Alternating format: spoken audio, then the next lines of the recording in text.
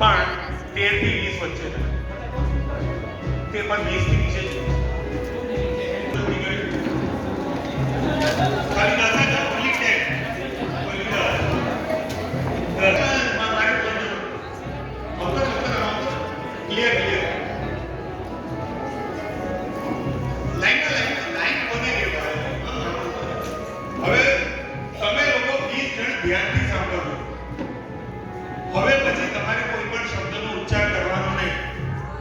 મમ્મીઓ અહીંયા હોય તો દીકરીઓ ઉપર જરાય ટેન્શન ના લેશો અને કોઈ પણ જાતના તમે પણ ઈશારા કરશો નહીં ઉપર. તમારે ખાલી 10 જણ અને તમે 10 જણ તમારે તમારી ડેટ ઓફ બર્થ પ્રમાણે એટલે જે નાનામાં નાનો હોય એ આગળ ને મોટામાં મોટો હોય એ પાછળ ઊભો રહેશે. એ જ રીતે તમારામાંથી જે નાનામાં નાનું હોય એ આગળ ને મોટામાં મોટું હોય એ પાછળ. પણ સમજી લેજો કોઈ પણ જાતના તમારે બોલવાનું નથી.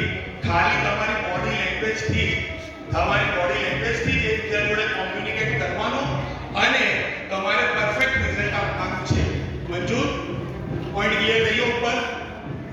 રાઈટ? એવરીબડી નીચે બેટા દીકરી થઈ ગયો ને? તમારો ટાઈમ આપણે જોઈએ બોયઝ વર્સિસ ગર્લ્સ કોણ ફાસ્ટ કરે છે અને કોણ ભૂલ નથી કરતું.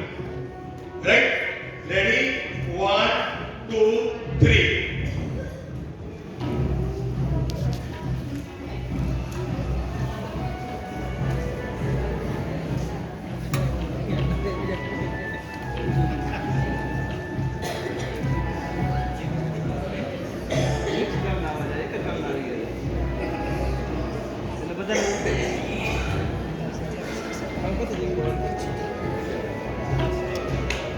તમારે જોઈજો તો કન્ફર્મ થઈ ગયા તો છે પણ સાચા છે ને પછી આપણે વેરીફાઈ કરીએ.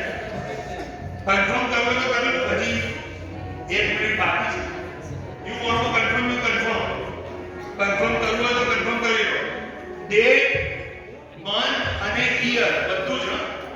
ડેટ મંથ અને યર બધું જ. અવાજ નહીં નાની શું ના ચાલે. એક માઇનસ અવાજ નહીં મને ખબર છે સ્ત્રીઓને શાંત રાખવા ના કારણ કે મને ખબર છે સાહેબજી સંવત્સરી દિવસો મૌન રાખું છું. આટલું જો પાવન મૌન પડતો હોય તો કદાચ સંવત્સરી સંવત્સરી દિવસે સીધું આપણે પ્રતિમૌનમાં બોલીએ છીએ. સવારથી બોલવું નહીં અને તે વખતે અમારા જે ઘરવાળી છે એનો જે હાવભાવ હોય બધું જ નીકળી શકે અને આપણા કર્મો કમતા જાય એમાં done? Ready? Are you sure? પછી બધાએ બોલવાનું છે. Okay, are you done? Okay, ચાલ તું બોલ. Date of birth 9/12/2010. હા 10/5/2010. 9/12 27/7/2008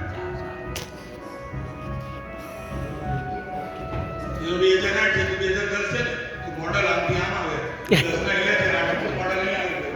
થઈ જાય ચેન્જ થઈ જાય. હા ક્યાં આવ્યું? હા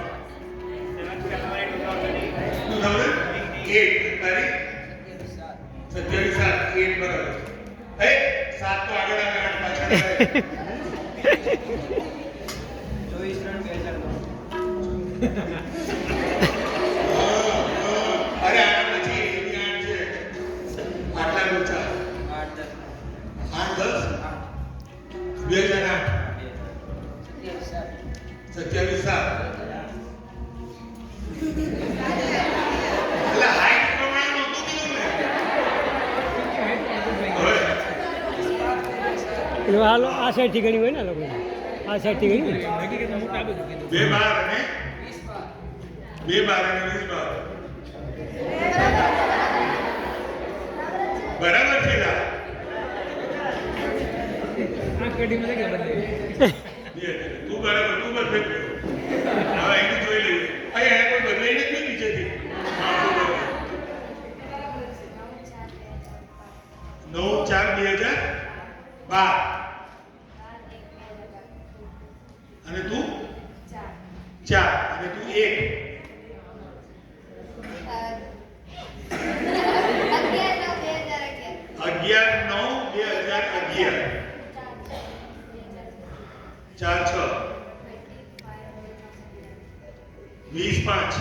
2011 26 3 2011 22 10 25 9 2010 વેરી ગુડ વન્ડરફુલ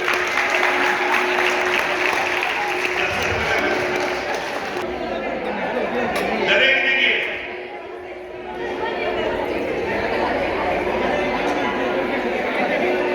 તમે લોકો જાઓ હવે. ઓલા બધા ઉધે દીધા એક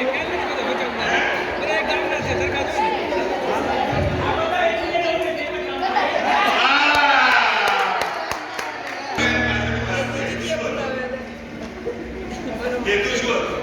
આ લોકોને કેમ એટલા ઓછા પડ્યા? અને તમારા એક ગામના હતા એ તો સમજી ગયા એ બરાબર, પણ વાંધો નહીં, સમ હતો એનો આનંદ થયો. હા, એક જ સમજ થઈ ગઈ. એટલે બીજા ગામને આવા બી ના દીધું, એમ એવું થયું. બીજા ગામના કોઈને ચોઈસ જ ના આપ્યું એવું. પણ એની પાછળ શીખવાનું શું હતું? ગામમાં સંભળાય ઈશારા કરતા શીખો. હવે ઉંમર થઈ છે, ઈશારા કરવાના. ઈશારાથી નહીં તો ઈશારા સૌથી વધારે ઉપયોગી છે, કારણ કે જો બોડી લેંગ્વેજ ઓળખશો ને તમે તો ફ્યુચરના કયા ફાયદા છે એ તો તમને અનઇમેજિનેબલ છે. ખાલી તમારી બોડી લેંગ્વેજ ઉપરથી નક્કી થશે કે તમને નોકરીમાં રાખવામાં આવશે કે નહીં. ખબર તમને? મોટામાં મોટો ફાયદો કે તમારી બોડી લેંગ્વેજ ઉપરથી આઈડેન્ટિફાઈ થાય. તમે ઇન્ટરવ્યુમાં જઈને બેઠા હોય ને તો ઓલો સીસીટીવી કેમેરામાંથી જોતો તો શું કરે છે, મોબાઈલ મચડતો હોય ને તો તેને અંદર ખાલી 2 મિનિટ પ્રશ્ન માટે પૂછાતો હોય, પછી બહાર કાઢી મૂકે.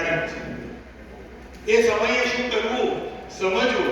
શાંતિથી બેઠા હોય, સ્થિર બેઠા હોય, આવું કરતા હોય એટલે સમજી જાય કે આ માણસ આળસુ છે, અને કઈ કરવું એટલે એકદમ આરામથી બેઠો હોય, એ બી ના ચાલે. Means try to understand the body language. Next હવે આપણે પ્લીઝ ઉભા રહેજો.